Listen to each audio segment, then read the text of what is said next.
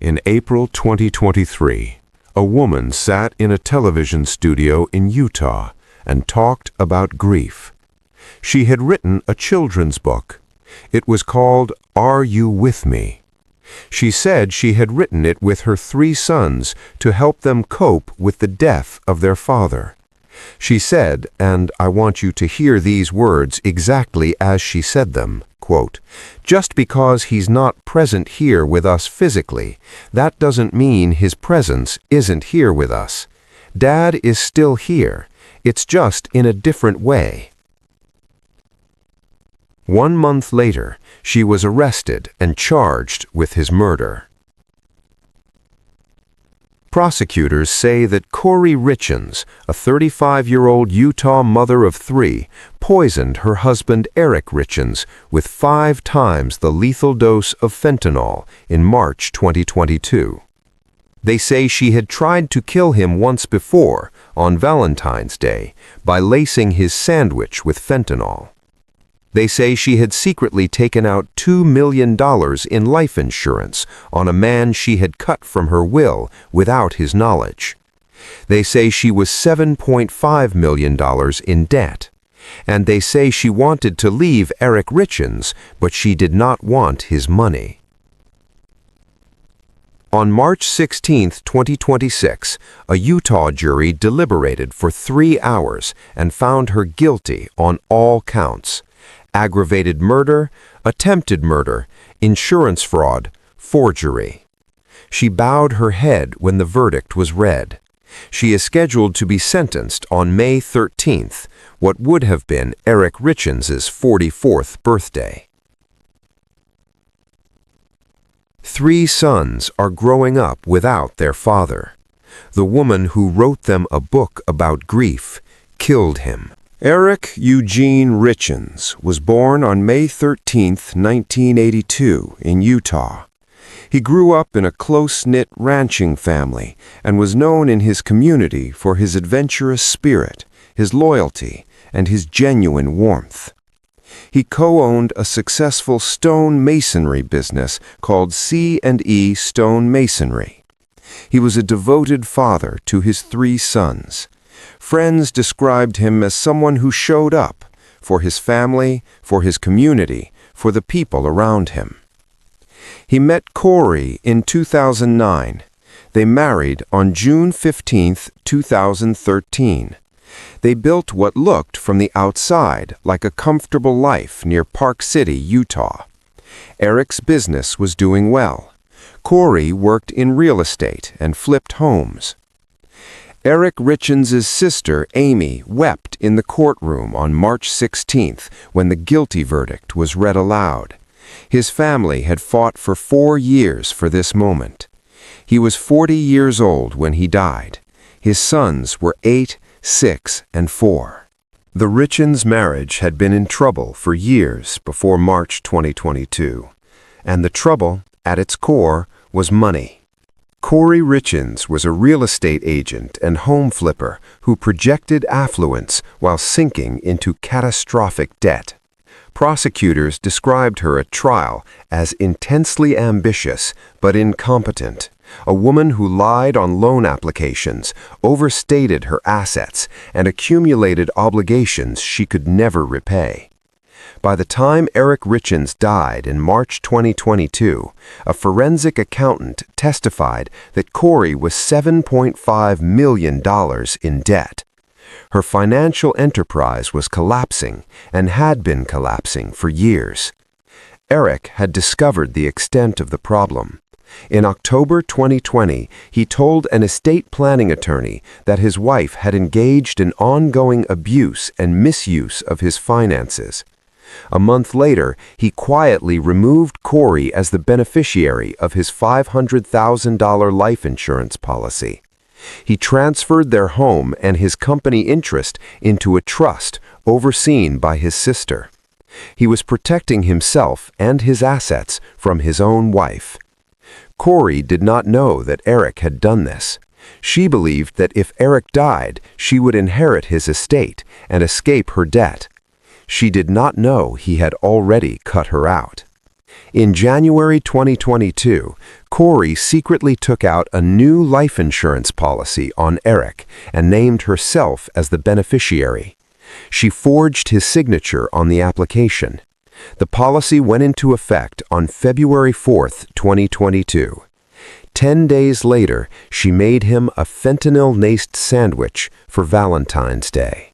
Prosecutors argued that Kouri Richins had a second motive beyond the money. She was having an affair, and she wanted a different life.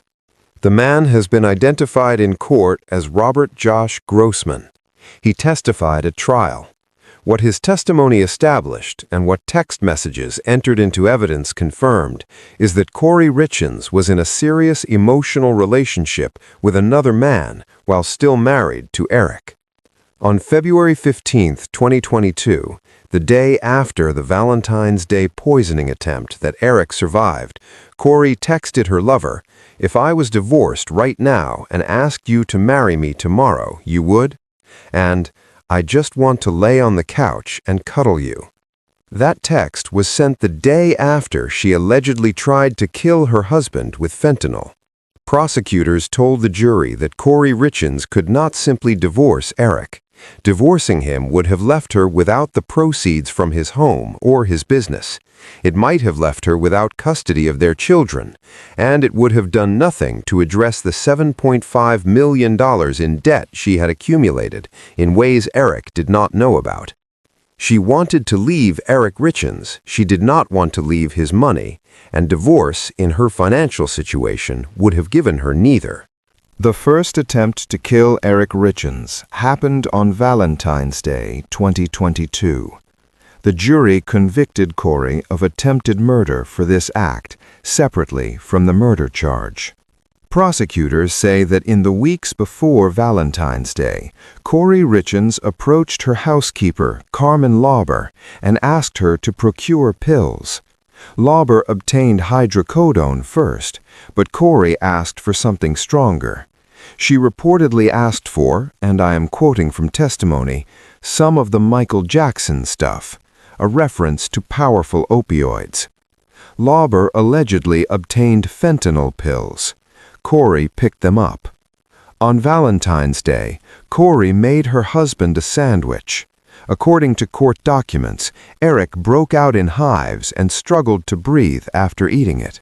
He used his son's EpiPen and took Benadryl before falling asleep for several hours. He survived.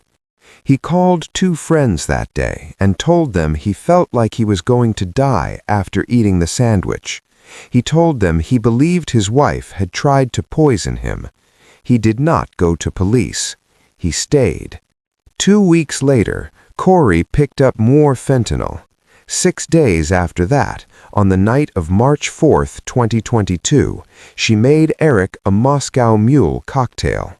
He drank it in their bedroom. He fell asleep. He never woke.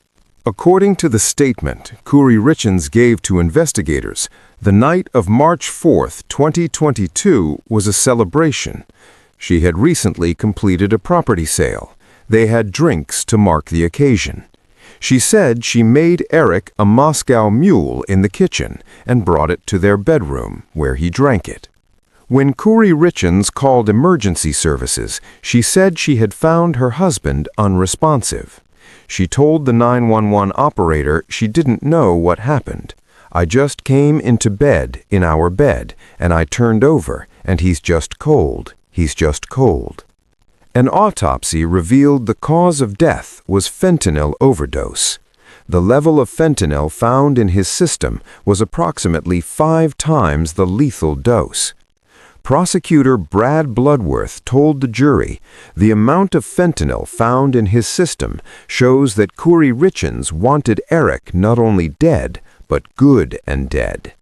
5 times the lethal dose in a Moscow Mule on a night she called a celebration. Eric Richins was 39 years old. His sons were 8, 6, and 4. 1 year after Eric Richins died, Kouri Richins self-published a children's book. It was called Are You With Me? It was described as a book to help children cope with the loss of a loved one. She promoted it on local news. In April 2023, she told a local news program, "Just because he's not present here with us physically, that doesn't mean his presence isn't here with us. Dad is still here, it's just in a different way." She said writing the book had brought a little peace to her and her boys. 1 month later, she was arrested and charged with murdering the father of those boys. During the trial, prosecutors revealed that texts showed Kouri did not actually write the children's book herself. A ghostwriter wrote it. She presented it publicly as something she and her sons had created together as a grieving family. That, too, was a fabrication. The prosecutor described her at trial as someone who clings to a facade. The children's book was that facade made physical, published, promoted, and sold while the investigation into Eric's death was already underway. The investigation into Eric Richins' death moved carefully over the 14 months between his death in March 2022 and Kouri's arrest in May 2023. Investigators traced the fentanyl to the housekeeper, Carmen Lauber. They documented the 2 separate purchases. They found the text messages. They found the forged insurance application. They found the financial records showing $7.5 million in debt. They discovered that Eric had quietly removed Kouri from his will and that Kouri had not known this. They also found something in Kouri's jail cell after her arrest, a letter prosecutors called the Walk the Dog letter. The letter appeared to contain coded instructions suggesting she was attempting to direct witnesses from behind bars. In May 2023, Kouri Richins was arrested and charged. In June 2025, 26 additional felony charges were filed against her, including mortgage fraud, forgery, money laundering, and communications fraud. Those charges are set for a separate future trial. She has been held in the Summit County Jail without bail from the day of her arrest to the day of her conviction. The trial of Kouri Richins began February 23, 2026. It was scheduled to run 5 weeks. It ended in 3.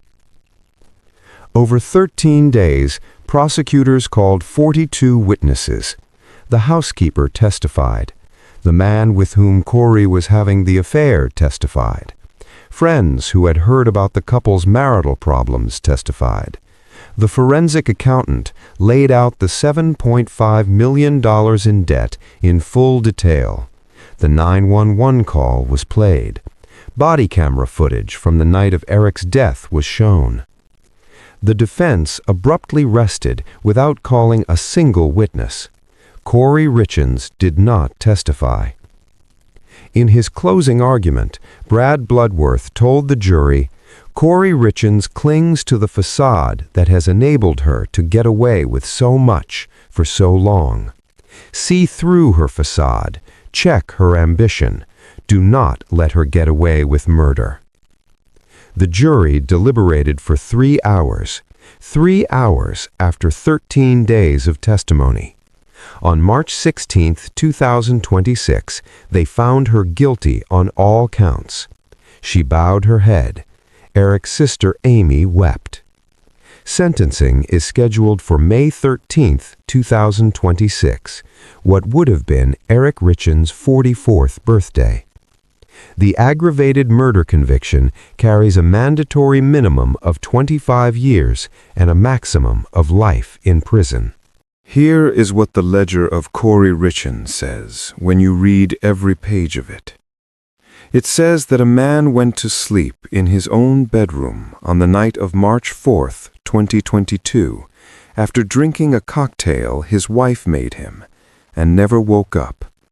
His name was Eric Richins. He was 39 years old. He had 3 sons. He had told his friends for Valentine's Day that he believed his wife was trying to poison him. He stayed anyway. It says that the woman who killed him spent the following year writing a children's book about grief, promoting it on television, talking about how Dad is still here, just in a different way, while the investigation was building around her, while the ghostwriter was receiving the credit she was publicly claiming.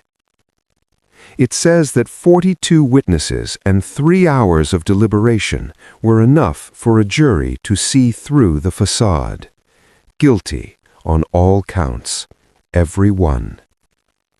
And it says this, the entry that Eric Richins' family has waited 4 years to read.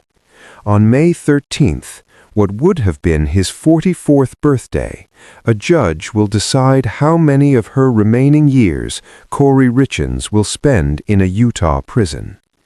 I will be covering the sentencing the moment it happens.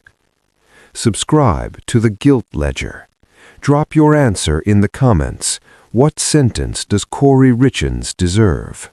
Let us have the conversation.